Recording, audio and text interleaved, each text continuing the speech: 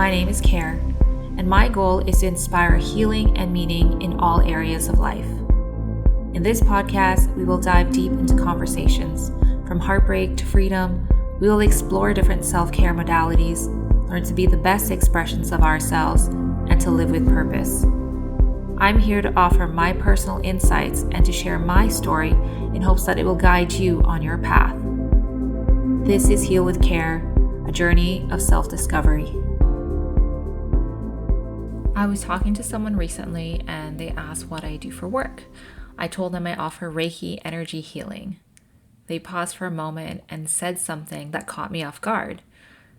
I'm scared that it would change me.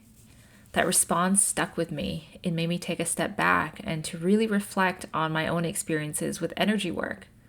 The truth is, I remember feeling a little nervous about it too at first. But after doing it for so long, I had forgotten that there had ever been anything to be afraid of. So let's talk about it.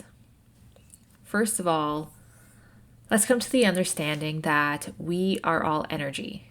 Everything is made up of energy. We are energetic beings living in an energetic world. Everything around us has an energy body. Even though we cannot see it, we can sense it and we can feel it. So let's think about this in a more practical way. Our bodies need energy to function.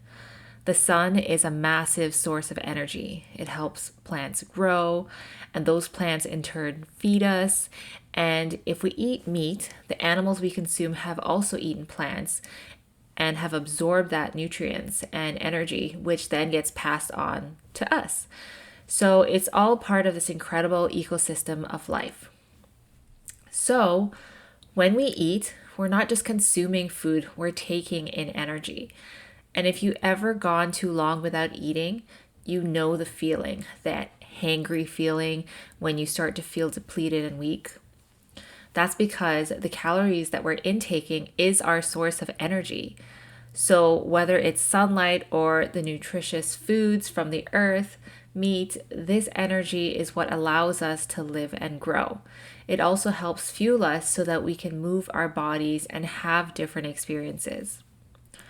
I believe we are all energy and are all somehow interconnected. Our energy interacts with the world around us, and the world around us interacts with us. We can notice it in our energy levels, how we feel, our moods, our emotions, etc. So let's think about this for a second. Your emotions and moods. What influences them? Is it the alignment of the stars and planets? If you're into astrology, is it the people that you interact with? Is it the environment we're moving through? Is it different situations that come up in life? Depending on what you believe, it's either some of these things or all of these things. Back when I used to go to the office, my mood would often depend on what I experienced on the way there. A stressful commute, a kind stranger, or even the weather could shift how I felt. Then depending on how my day went, that mood could change again, or it could be intensified. I'd either leave feeling uplifted after connecting with others or more stressed for all the work that lies ahead. It's different every day, but it shows how much energy we pick up from each other. One example that comes to mind is driving through the busy streets of Toronto. For example, it can feel overwhelming and anxiety-inducing. I might be calmly driving down the street when suddenly someone comes speeding down the road, clearly in a rush. Their energy, their stress and urgency creates this ripple effect within me. It can trigger me to feel frustration, anxiety, or even anger. I remember one morning when I was out walking my dog, just as I was about to cross the road, a car came speeding down. It honked, and then it ran the red light. The red light that was for them to stop so that I could cross the road. That startled me, and I instantly felt shaken and on edge. I almost got hit by a car. But then only moments later, another driver who had stopped at the light witnessed this and said to me, "Don't let that bother you. You have yourself a wonderful day." And that simple moment of kindness shifted everything within me. It uplifted me at a time when my day could have totally taken a negative turn. In that moment, I felt seen. And it truly made a difference in how I moved through the rest of my day. I always think that that person was like an angel that came to bless me with a better day. All this to say, the energy around us influences us every single day, whether we're conscious of it or not. And when it comes to energy work like Reiki, my experiences have only ever been positive. Prior to my first Reiki session, I was a bit spooked because my friend told me that they had a crazy experience with a Reiki practitioner. They felt the energy of other beings working on them, not just the practitioner. They could feel the energy move through their body. It was quite the experience. So, as you could imagine, hearing this from a friend, I didn't know what to expect, and I was a little guarded and a little terrified and wasn't sure what I was going to be feeling. Needless to say, my first experience with Reiki was gentle and meaningful. The practitioner walked me through the process and asked me if I was open to them sharing messages with me. During the session, there were things that really resonated with me. I was even guided through a short visualization exercise to help me let go of some of the stuck feelings I had. By the end of the session, I felt calm, relaxed, and genuinely happy. And that was my first impression of Reiki. Nothing strange or out of the ordinary happened. I didn't feel anything unusual. This person simply held space for me and my body responded positively. So, did I feel different afterwards? Yes. My energy felt calmer and more at peace. But did I change who I was as a person? My thoughts were the same. I didn't lose myself. But what did shift was my inner world, just enough to help me feel more present and more open. What it did do was plant a seed in my future to be more curious about this type of work. During my time practicing Reiki, I've come across conversations about entities and energetic attachments. This is even something that gets mentioned in the Reiki teacher training course. While I do believe that some people can see or sense those things, I've personally never witnessed anything frightening on or around anyone. Maybe it's because of who I am or my personal experiences, but I have never encountered the dark energy that some people talk about, even if I'm in the same room as them. What I have felt are emotions, layers of heaviness or density in different areas around a person's body. But does that make it bad? Not necessarily.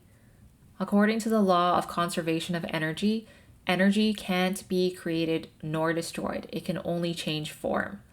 That tells us energy is neutral. It shifts and transforms with us. For example, I often feel a lot of heaviness in the shoulder area, and that's because many of us carry the weight of the world on our shoulders. The tension builds up physically and energetically, and it shows up as this dense, kind of heavy sensation in the shoulder area. I'm not going to pretend I see entity attachments to people. Sometimes I experience visualizations in my mind's eye that seem to represent what's happening with the person, but that doesn't mean there's something scary present. What some practitioners may see as dark entities or energies, I tend to feel it as heavy energy. Every practitioner connects or communicates with energy differently, and this has just been my experience. My approach may be a little bit different because as I tune into energy, I usually just stay present with it. I hold space for it until it feels like it has moved and begins to feel lighter. I think of the visualizations that people have of these dark, scary entities similar to our dreams. Sometimes we have a dream that seems terrifying, but they're often just our subconscious trying to get our attention, urging us to acknowledge something that we've been suppressing, avoiding, or fearing in our waking life. And it's our subconscious's way of turning something small into something that feels much bigger and scarier because it's just trying to communicate with you. And I feel like that's how the energy communicates with the practitioners, and that's what they pick up and that's kind of what they see. So that's just my take on it. But what I have noticed is that with my clients, they often leave sessions feeling more at peace, more relaxed, and with a greater sense of lightness once that heavy energy has begun to shift and move out of their body. So, to sum this up, yes, it can feel scary stepping into something you've never tried before. But what I've noticed with all my clients is that everyone's experience is completely different. I've never had a negative experience with a client. Some people may be more sensitive to energy, but most report feeling this tingly and pleasant sensation. Others drop into a deep meditative state, while some feel their emotions begin to bubble to the surface. And once those emotions come up, it's able to be released, and they have a sense of relief. Some people just feel relaxed, and some people just feel absolutely nothing at all. There is no right or wrong way. It's just going to be your personal experience. And every person is different, and we will all receive it in our own ways, the way that we're meant to. And it's always going to be what you can handle.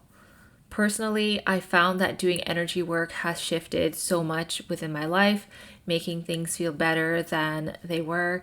I noticed toxic relationships and anything that wasn't serving me start to fade away, and more good started to come into my life.